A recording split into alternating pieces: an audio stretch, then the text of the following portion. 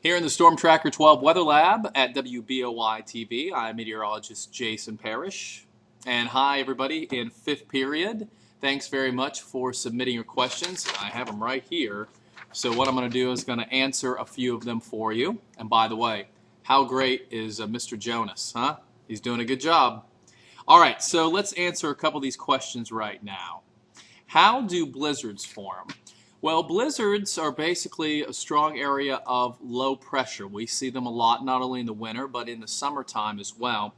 And depending on how strong the low pressure system is and the winds that are associated with it, you can get what is called a blizzard. And what a blizzard is just basically when it's snowing very hard, and the winds are strong. The winds have to be over 35 miles per hour, and this is over at least a 3-hour period, and you get what is called a blizzard. So basically it's just heavy snow, yes, falling at a very high rate, combination of a very strong wind. You get very low visibility, or basically when you look outside you can hardly see anything, and that's the definition of a blizzard and how blizzards form. It's just a strong area of low pressure, and if it was in the summertime, the low pressure would be rain, but in the winter, if it's cold enough, yes, it gets snow. So that's how blizzards form, and that was from Shayna, I hope I pronounced your name right. And also we had a question there from Shayla, why do snowstorm winds has to be 35 miles per hour to be classified as a blizzard? And that's the definition from the National Weather Service. We get that straight from the Weather Service. So they say 35 miles per hour, that's their definition, so we go with that. Okay, does the United States have typhoons? Well, no, and this question is from Tori. No, we don't have typhoons, we have hurricanes.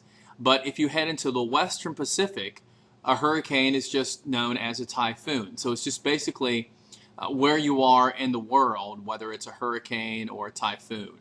So no, we technically don't have the name typhoon. We have hurricanes here in the U.S. But once again, if you're heading out to the Far East, or in this case, possibly the West, heading over towards Japan, China, those are actually considered typhoons, not hurricanes. So it's just a name thing. Okay. How do tornadoes start? And this is from Brandon. Well, tornadoes start by a rotating column of air. And what happens is this rotating column of air is sitting at the surface. When we have wind shear is what we call it, with winds coming in different directions. Well, what happens is we get a strong updraft in a thunderstorm, and it basically turns this rotating column of air from the horizontal to the vertical.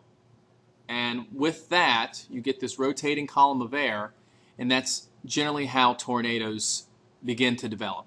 They form under a very strong rotating thunderstorm called a mesocyclone. And that's the beginning stages of a tornado.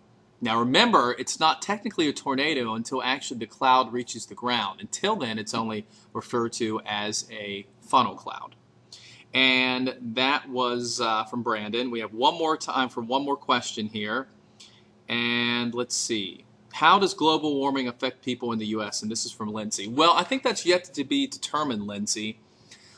We have seen some shift in our weather patterns that could be caused by global warming. We don't have a definite answer on that. But so far, global warming has led to some warming of the waters across the Atlantic and the Pacific.